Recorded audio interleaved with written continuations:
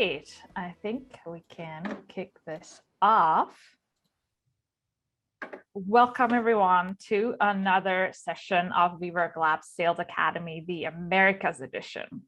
After talking about how to build true connections on Tuesday, today we will fully dive into our second module, Mastering Outreach. And we're going to cover a classic outreach method today, cold emailing. And we couldn't ask for a better speaker on this topic than Nadia Komnenic. Welcome, Nadia.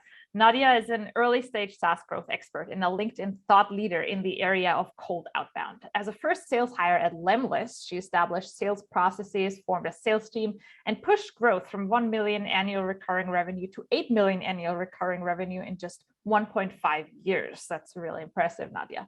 Today, she's leading a team of business development representatives completely remotely and actively doing full cycle sales along with the team. She recently embarked on a mission to expand Lemlist into the US market and is documenting all the mistakes and learnings on her YouTube channel. I hope you'll share the link with us, Nadia, to help SDRs and founders accelerate their go-to-market acumen. As usual, we'll be doing a Q&A at the end of the session, so please share any insights that might come up at any time through the Q&A function that you can find at the bottom of your Zoom screen. Nadia, thank you so much for joining us today. I'll let you take it from here, and also a very special shout out. I think you're the first speaker joining us live from Serbia, so that's one of the things I really love about this, everything going virtual. Having speakers join us from all over the world. So thank you for joining us. It's evening for you. So yeah. It's actually evening right now. So everybody in America, good morning to you all. Grab your coffee, get settled in. Thank you so much, Stephanie, for a lovely introduction. I'm very excited to talk about this topic. Obviously, cold emails are a passion of mine. That's why I've joined Lemlist, where we kind of help automate cold emails in the beginning. And I'm very excited for this session. So let's see if we can actually make it happen for all of you out there who are trying to kick off their businesses with cold emails. So let's go into the presentation itself. I'm going to share my screen. If in the meantime, if you could let us know in the chat below where you're coming from, I would love to know where our audience is joining from, and we'll get started. So let me give my screen a minute for actually to load our presentation, and we're going to go and get started. So as I said, today what we're going to be talking about is how you can right now use cold emails to build a profitable business. Cold emails tend to have a bad rep, and today I'm on a mission to break that bad rep for you guys. So actually you're going to be able to see how you can use cold emails to build an amazing business and really create a steady cash flow in your business using cold emails. To quickly present myself, as Stefan did before, I'm right now leading our sales team at Lemlist. I was the first sales hire. When I joined, we were at $1 million ARR, and we pushed that growth to 8 million in less than 2 years. Keep in mind that we are fully bootstrapped, so we are not receiving any funding and we're not spending money on ads. So this was all done through our hard work using cold emails, obviously. So I'm going to show you how you can do the same for your own business today. Going from here, we're going to talk about how you can right now create your ideal customer profile. So who are the people that you're going to target with this, with these cold emails, and that you're going to be trying to help out. And we're going to see how you can right now write cold emails that get replies, ensure that your emails reach your prospects inbox so that you're not landing in spam, and avoid some of the typical mistakes that all of us tend to make, at least in the beginning when we're doing cold emailing.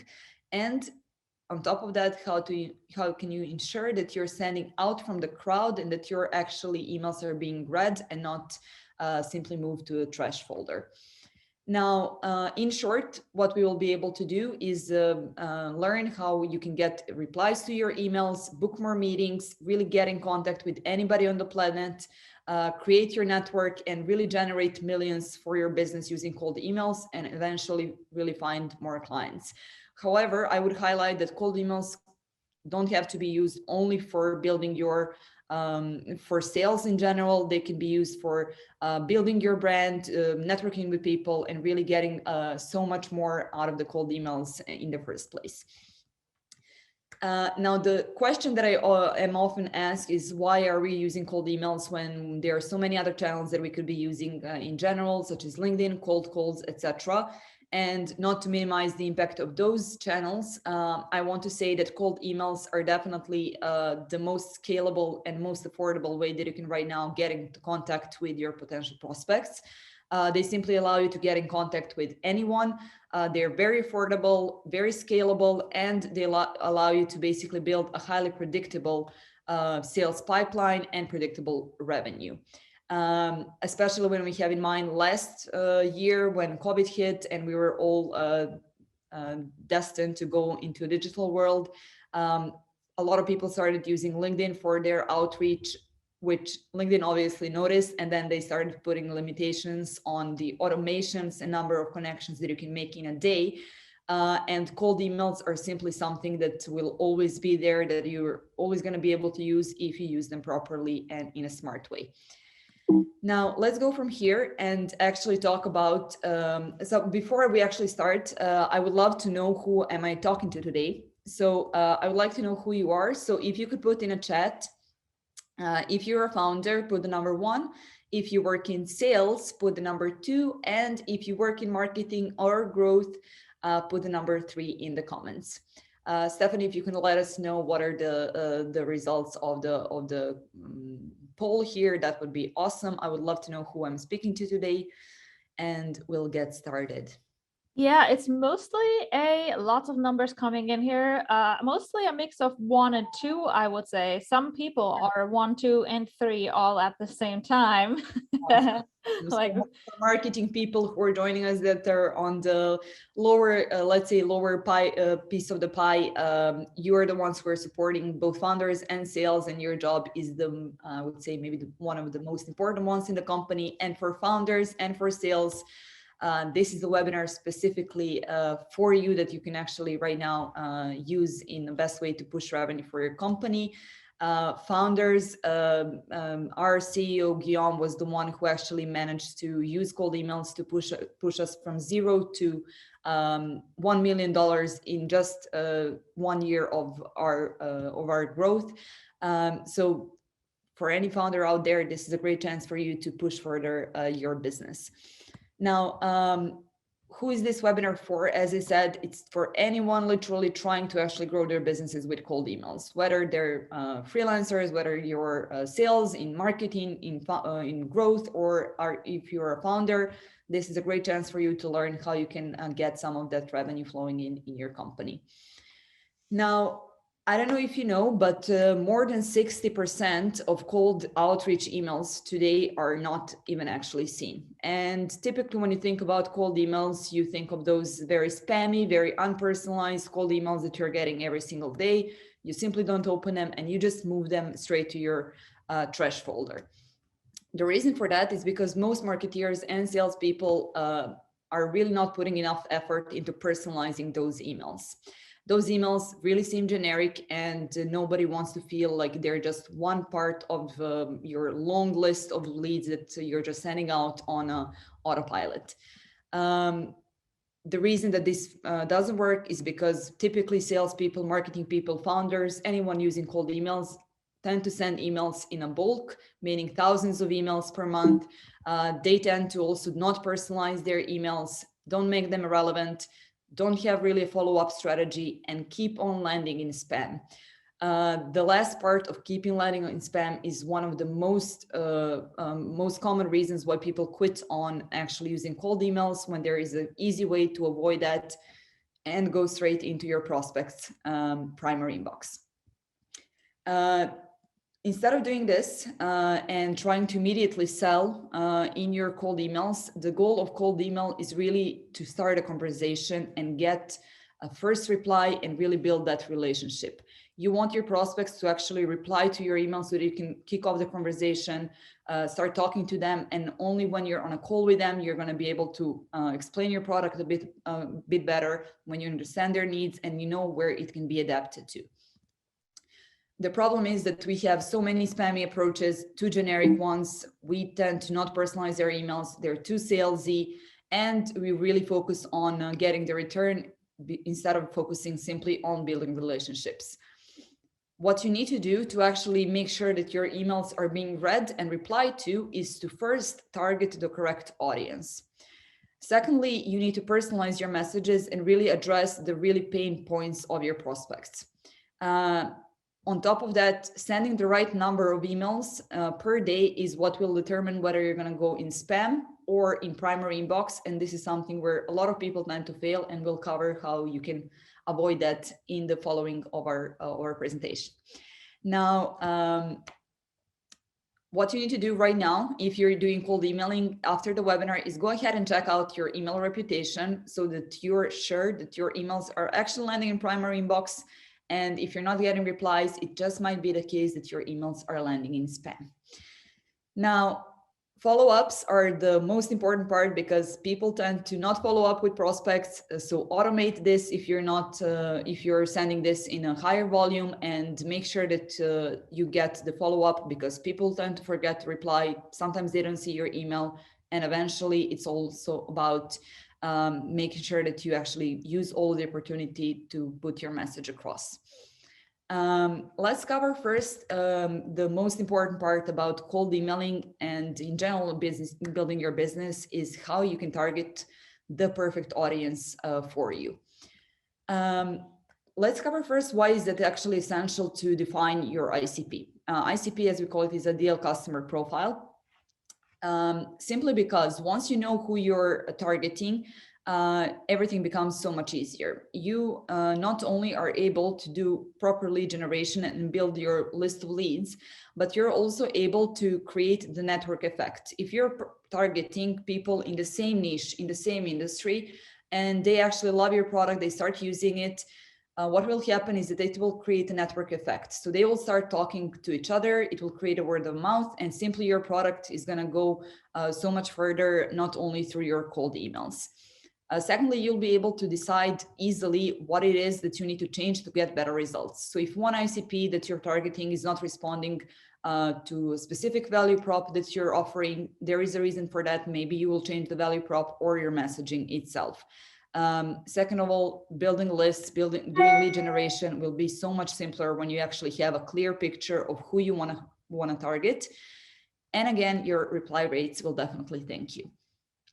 The way that you can right now create your ideal customer profile is simply by creating a scrapable persona. What this means is that your target right now, your target audience, is actually having some patterns that are repeating. Meaning that they all work in the same industry, they have similar roles, they have the similar employee growth, years of experience in that role. All of these things actually tend to create your ideal customer profile.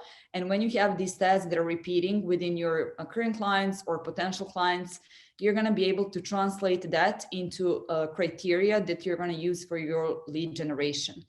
If you're using Sales Navigator, all of this can be easily translated into the filters that you can put in there and then simply find your potential prospects.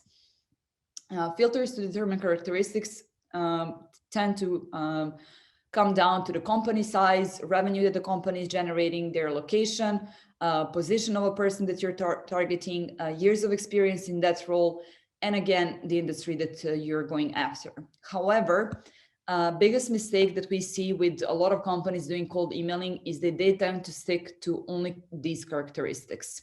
Your goal, whether you're a founder, salesperson, in marketing, your goal is really to understand your buyer to the fullest. Their tonality, their day in life, their biggest pains, their struggles, and where your product actually helps solve them. So you really need to dig deeper and understand what is your buying signal. Now, when I say buying signal, I mean you need to understand and answer the question on why you and why now. So why are you right now reaching to that prospect, and why would they be interested in listening to you and not any of your competitors? And why at this moment? So what it is that is happening with their business currently that is making you think that they might be open to check out your product or your service. Let's take an example of a company that is helping out sales reps to coach them and onboard them quickly. Good signal, good buying signal for this specific company would be to actually go ahead and check out every company that is currently hiring new SDRs. This is the trigger that you can easily transfer into the Sales Navigator filters, or simply use job ads that you can scrape and then simply find all of the potential leads. The reason that this is important, and I'm going to kind of give you a hint on the cold emailing structure itself, is because when you know the buying signal, you can easily transfer it into your message as well. In this case, let's say you're talking to companies that are hiring new SDRs. By mentioning this in the first sentence of your email, you're immediately making your email relevant to them. You can't let your buyers come up with questions, okay, why would I care? Or why would this interest me? You need to give them this answer yourself. Going from there, the best ways that you can actually learn about your buying signals and in general your ICP is to really have first networking calls with potential buyers. This means that instead of just going straight to the pitch and just sending out cold emails, get to know them, get to know who they are and what they do. And the best way to do that is through networking. Then again, if you already have clients, your best goal is to actually go ahead and talk to your current clients and really understand what it is that your company helps them solve and what is the pain that they're facing. One of the things that my sales team does regularly is that they also join, whenever they join our company, is they simply join the support calls and see what kind of questions our customers are often asking. Joining relevant communities is a great way for you to know more about the industry itself, common pains that people are facing, and potentially even find a way that you can further sell your product.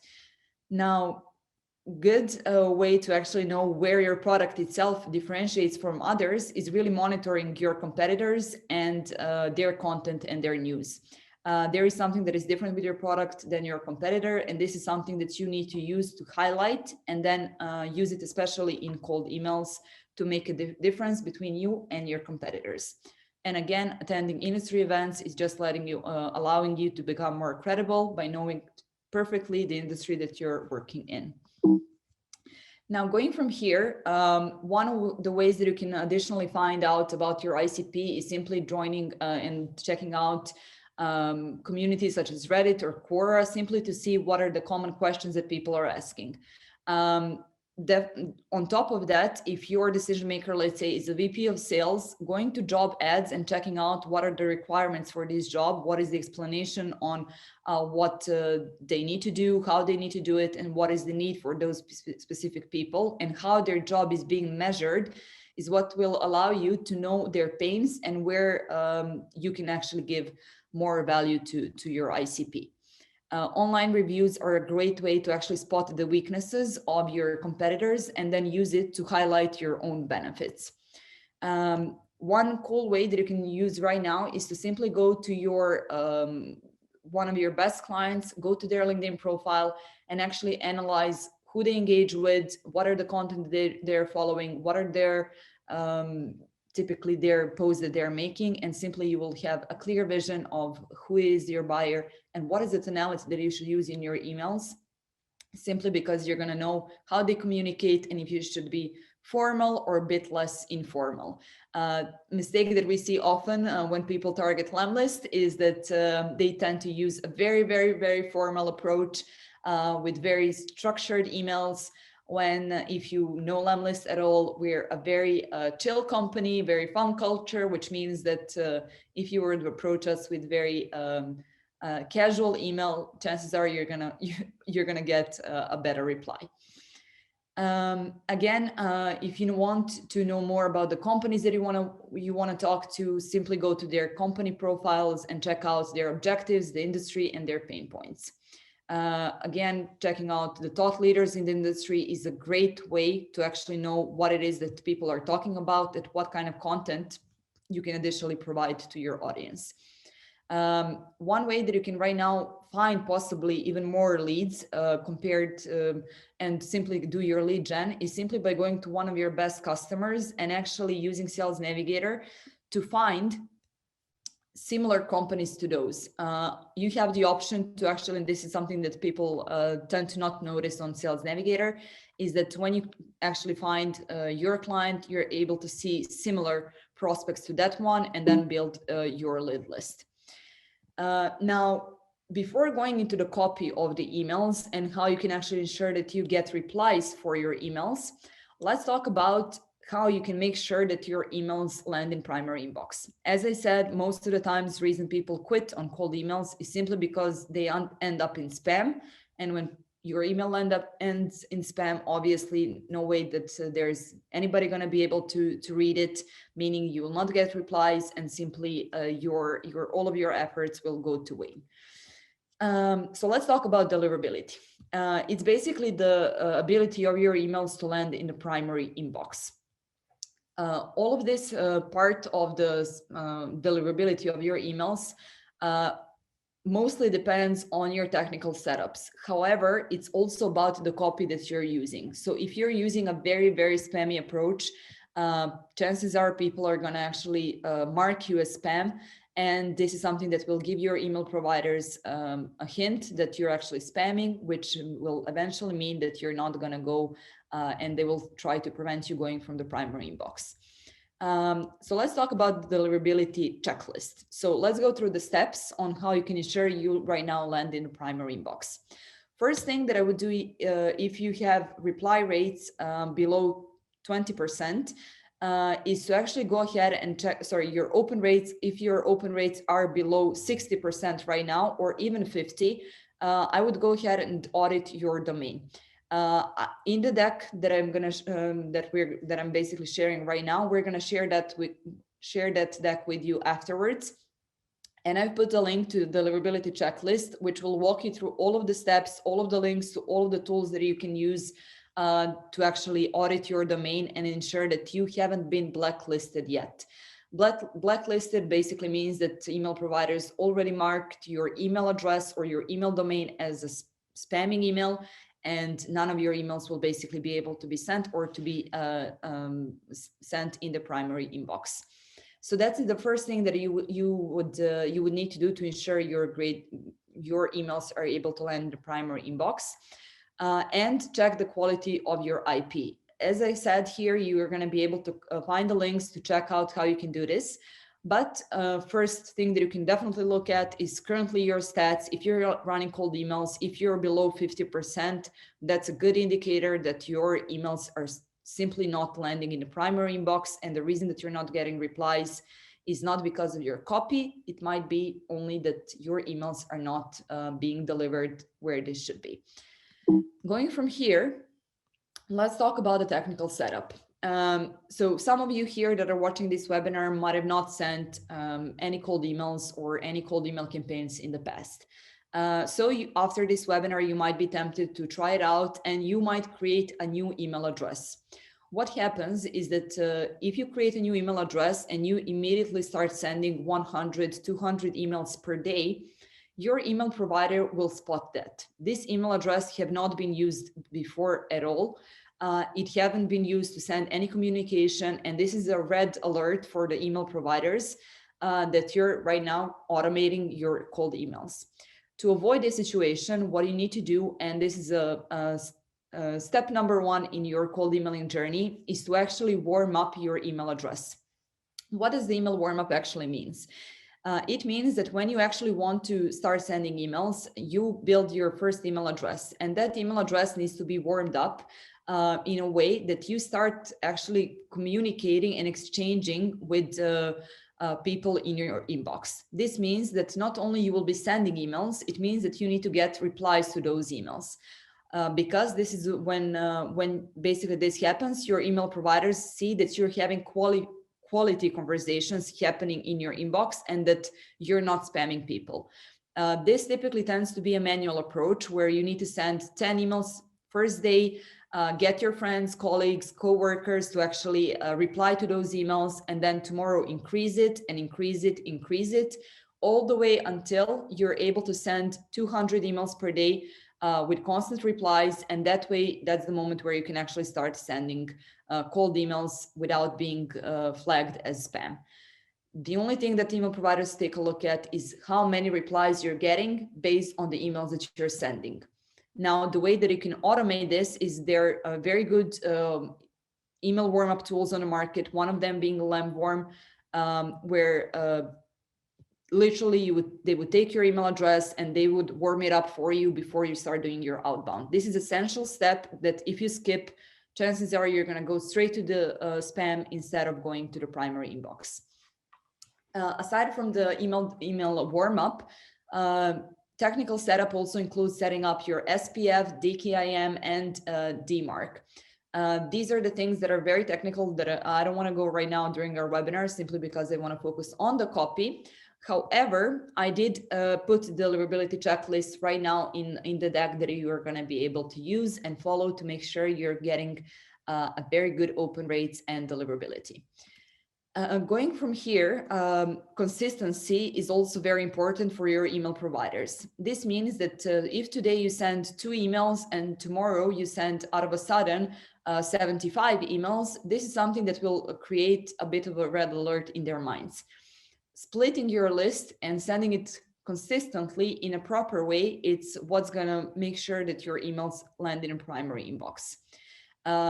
On top of this, making sure that your list of leads is actually clean in terms of the email addresses that you're going to be using to send to are verified, that they're not fake email addresses and they're not going to bounce, is what is going to make sure that your open rates stay high. This means that you need to track and keep your bounce rate low. If you're using, and hopefully you are using, automation tools to automate your cold emails, you're going to have these stats. And if the bounce rate is below 10%, you're going to be fine. But if you go above 10%, it tends to get tricky, and eventually you will simply start landing in spam consistently. One of the things that we often see is that people would send info@companyname.com. These things tend to not be seen properly when it comes to the deliverability itself. So follow the format of actually using your own personal name in the email address, where you would have, let's say, nadia@lemlist.com instead of sales or info@lemlist.com. One more part that is very essential is to make sure that you give your prospects an opportunity to opt out of your emails. This means that instead of just spamming them consistently without giving them a way to go to remove you from your inbox, you're going to give them an option to unsubscribe if they don't want to see these emails. Simply because if they click on here and they unsubscribe, it's not going to be seen as you marked as spam. And if you don't do this, they will simply go and tell Google, okay, block this person. I don't want to be seeing them anymore. Going from here, we're going to talk about, as I told you, I put the deliverability checklist right here in a deck, so you can check it out afterwards if you want to make sure that your emails land in primary inbox. For reference, my sales team right now has open rates around 73%. Meaning that that's a great open rate for the industry standards. If you're below 50, I would definitely recommend that you check out this checklist. Now, let's go into the topic of how you're actually going to be able to create good cold emails that actually get replies. Now, the structure of the perfect cold email falls down on 4 different key segments. First one is the intro line. Second one, subject line, and then you have your pitch and call to action. The reason that I want to start with the intro line is because simply what you put in the intro line can also be referenced in the subject line, and I'm going to explain right now how. So intro lines are incredibly important because simply when you receive an email, think about it. If you receive an email, you will get a notification either on your phone or in your inbox on your laptop, and you will see the subject line and the first few words of your sentence. If these words that people are seeing whenever they receive an email from you are automatically sounding spam, or they're sounding like something that is completely irrelevant for them, they're simply not going to open that email. Your goal is to get out of that crowd, of that crowded inbox, and actually catch the attention by simply using proper words in those few sentences. This is where you break the ice, and that's where you motivate them to read the rest of the email. In the intro lines, you need to focus on showing the prospect why this is actually relevant for them and why would they even care to read the rest of your email. You need to show them that you've taken your time to actually get to know them before getting in touch. This is where you start building relationship from the intro line itself. So let's check a simple example of one of the emails that I've actually just received. Not just, it was actually in September, a couple of days ago, where I got an email from, this was basically the subject line, and the person that is talking to me here simply went and started presenting themselves. This email screamed that it's automated, that it's spam, that it's not something that they don't know what my business is doing or what are the pains that I'm facing. This is the email that I simply moved to trash and then took it out of the trash for you all so that you're able to see a bad example. However, what would you choose here? When you take a look at this email, you have a very generic subject line with no personalization and a very egocentric approach to the email. Instead of going into this direction, let's take a look at one of the great emails that I received in spring this year. In spring, we started expanding into the US market. Me and my BDR Simon, we started doing and experimenting with this new approach. And this is exactly the first subject line and the first words that I saw was Lemlist cracking the US market. Immediately, I opened an email without even reading the first few words of the sentence. However, this person here, Matt, actually goes ahead and literally mentions the friend of mine, so actually a mutual connection that we've had on LinkedIn, mentioning one of my LinkedIn posts that I've done on LinkedIn, and mentioning that he noticed that we are trying to crack into the US market as a part of our expansion strategy. This basically made me think that he immediately focused on my current challenge and he built credibility on the first touch. For me, I couldn't wait to read the rest of this email. Now, going from here, let's choose between these two options and talk about the subject lines. First option is simply this email, so you can read it and take it a bit. And the second email is this one. So what option would you choose more? New possibilities of collaboration or congrats on the $6 million milestone, Guillaume? All of these screen personalization. So the second email, I know that it's valuable. I know that it's very personalized. I know that it's meant for me. Your goal of your subject line and your intro line is to show that this email has not been sent to anybody else. This is the reason that why your emails are going to be open and that I'm going to know that it's actually very relevant to what I'm currently doing. As you can see, we have in first example, a very generic subject line, an egocentric approach. With the second email, we have a personalization and what my company right now does, actually. This is where the tiramisu approach comes in. Obviously, we want to make sure that our emails are scalable, that you're not sending every email every 5 minutes and that you're doing it all manually. So how do you actually make sure that the emails that you're sending are personalized, but yet scalable? We call it the tiramisu strategy. Basically, what it means is that if you have a CSV file and you have a list of leads, in that CSV file, you can create intro lines and put it as a part of your one column, let's say. These sentences can easily become custom variables. So merge fields, custom variables, depending on how you call them, are going to be able to be recognized by the sales automation tools that you would be using for your outreach. Right now, if I would put this spreadsheet into Lemlist, we're going to be able to identify these tiramisus and use them as intro lines for your outreach. Simple way to do this is either by using Google Sheet, or if you're doing your lead gen simply from the LinkedIn itself, you can, while you're exploring their LinkedIn profile, you can find something interesting that you want to mention and use some of the extensions available, such as ours right now, where you can actually put the icebreaker or the intro line, and then it will be automatically added to your sequence. The goal, as I said, is to simply intrigue your prospect and set an expectation to get on what you're going to say and to get your emails opened. For the subject lines, it's essential that you keep it short. You don't want to have newsletter-ish type of subject lines that are never going to be read. You need to personalize them. And these are some of the examples that you can right now use. If you've done your proper lead generation and identified your ICP, you know what are their challenges.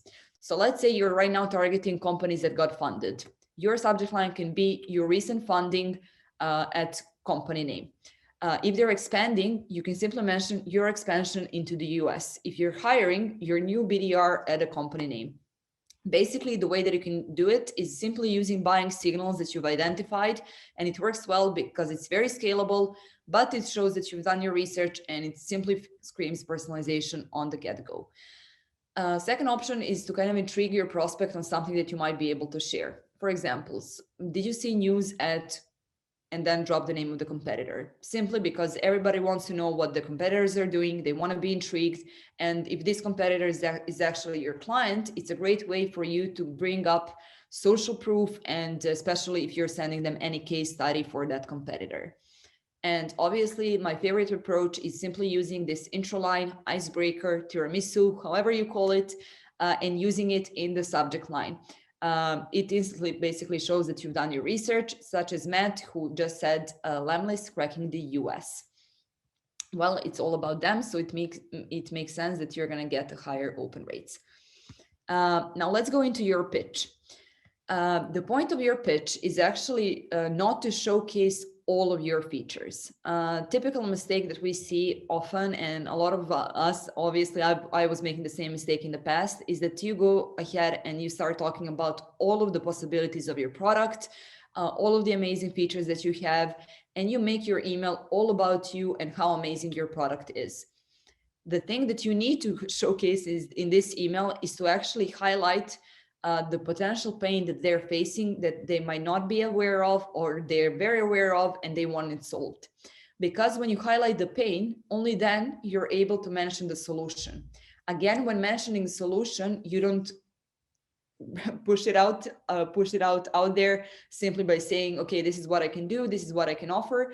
You simply intrigue curiosity, and you offer them a potential world where they're going to be able to not face the pain that you already highlighted. Focus on your prospects' needs and not on your sales pitch. It's incredibly important to be relevant. As I said, why you and why now? And this is where your lead generation also comes in place. Adding social proof in your pitch is a great way to show your credibility. And when I say social proof, I mean simply knowing what are other companies that are right now using your product that are satisfied with your service. And then eventually, when you know when you highlighted their pain, when you've intrigued on the solution, you can adapt your value proposition.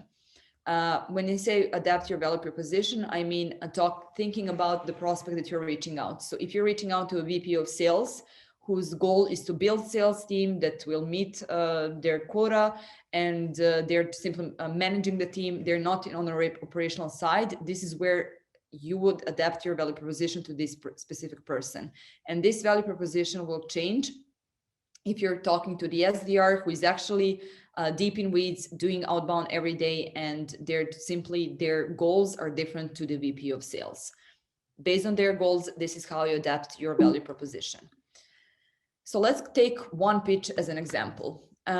This, I'm going to kind of give you a bit of time to read this, but again, let's cover the first question that this email is asking. So curious what made your sales team, how you made sure that your sales team doesn't reach out to prospects using that specific CRM.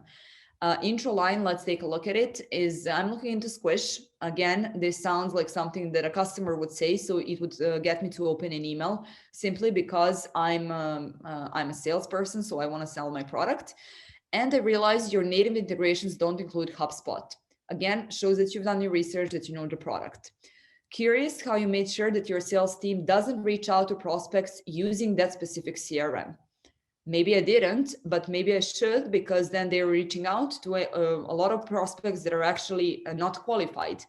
And then for you to be able to go into your pitch and then use some of your credibility, you can actually drop name one of your clients that is actually in the same industry as they are, or in the same field that they would recognize. Reason I'm asking is because I was talking yesterday with Elric at Chili Piper, and they only integrate with Salesforce. So again, there is a common ground.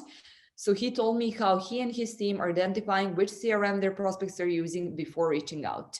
Thought this could cut some time off your team's lead gen time, and save you from dealing with unqualified leads and demos at company name. Let me know if you'd be interested in seeing this workflow.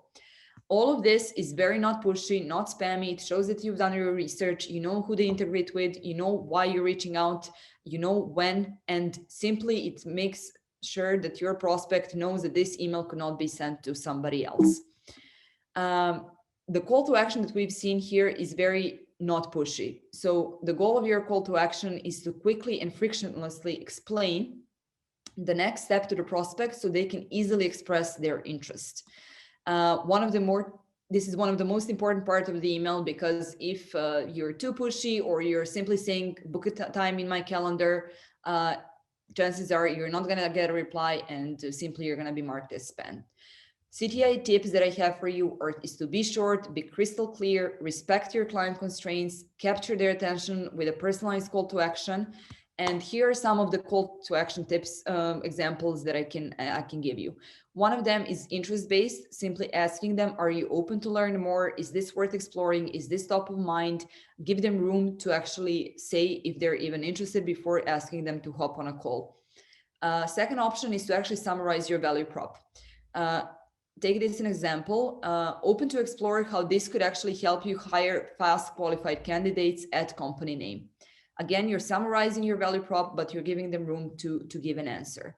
Additionally, adding more value. Mind if you want to actually send over a case study or a video or any way that you actually want to give additional value in your emails, you can simply ask, mind if I share an example of how it could look like?